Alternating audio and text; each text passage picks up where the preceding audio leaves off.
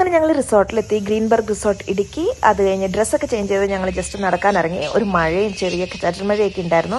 ഇതവരുടെ tree house ആണ് കേട്ടോ, അടിപൊളിയാണ്, നല്ല രസമുണ്ട് കാണാൻ വേണ്ടിയിട്ട്. അതിൻ്റെ സൈഡിലൊരു ലേക്കും, ആ ലേക്കിൽ അവർക്ക് വാട്ടർ ആക്ടിവിറ്റീസും ബോട്ട് റൈഡിങ്ങും ഒക്കെ ഉണ്ട്, കയാക്കിംഗ് ഒക്കെ ഉണ്ട്. അത് കഴിഞ്ഞ് ഞങ്ങളിവിടെ നടക്കാൻ വന്നു. ഇതിവിടെ അഡ്മിനിസ്ട്രേഷൻ ഓഫീസിൻ്റെ സൈഡിൽ തന്നെയാണ്. ഭയങ്കര രസമുള്ളൊരു വ്യൂ പോയിൻ്റ് ആണ് കേട്ടോ. ഈവനിങ് ആയി കഴിഞ്ഞ് സൺസെറ്റ് ആകുമ്പോൾ അവിടെ പോയിരുന്നു കഴിഞ്ഞാൽ അവിടെ ആ മലകൾക്കിടയിലൂടെ ഒരു പുഴയുണ്ട്. ആ പുഴ ഇങ്ങനെ സൂര്യപ്രകാശത്തിൽ ഇങ്ങനെ ഗ്ലിറ്റർ പോലെ ഇങ്ങനെ തിളങ്ങി നിൽക്കും. ഒരു എലിക്സിറൊക്കെ ഇങ്ങനെ മഴയെ കൂടെ ഒഴുകി വരുന്നൊരു ഫീലിംഗ് ആണ്. ഓരോ സമയത്ത് ഇവിടെ ചെല്ലുമ്പം ഓരോ ഭംഗിയാണ്. ചില സമയത്ത് കോട കയറി കിടക്കും, ചില സമയത്ത് സൺസെറ്റ്, സൺറൈസ്, എല്ലാത്തിനും ഒരു പ്രത്യേക ഭംഗിയാണ്. ഞാൻ ഇതിനും കുറേ നേരം കളിച്ചു. പിന്നെ ഫുഡ് ഡിന്നർ ടൈം ആയപ്പോഴത്തേനും നോക്കിയപ്പോൾ അവരുടെ സ്പ്രെഡ് ഭയങ്കര സ്പ്രെഡ്, നല്ലൊരു ബുഫേ സ്പ്രെഡാണ്. അടിപൊളി വെറൈറ്റീസ്. അതിൽ എടുത്ത് പറയേണ്ട ടേസ്റ്റ് തന്നെയാണ് കേട്ടോ, ഒത്തൻറ്റിക് ടേസ്റ്റ്. ഞങ്ങളിവിടുന്ന് കഴിച്ച എല്ലാ ഫുഡും ഒന്നിനൊന്നും മെച്ചമായിരുന്നു, ഒന്നും മോശം പറയാനില്ല.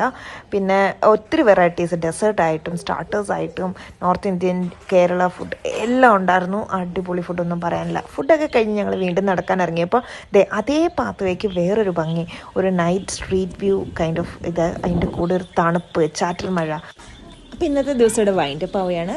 നാളെ എൻ്റെ അടുത്ത പാട്ടുമായിട്ട് ബാക്കി ഡീറ്റെയിൽസ് ഞങ്ങൾ വേറെ എന്തൊക്കെയാണ് അവിടെ കണ്ടതെന്നുള്ളത് കാണിച്ചു തരാം. അപ്പോൾ ബൈ, ഗുഡ് നൈറ്റ്.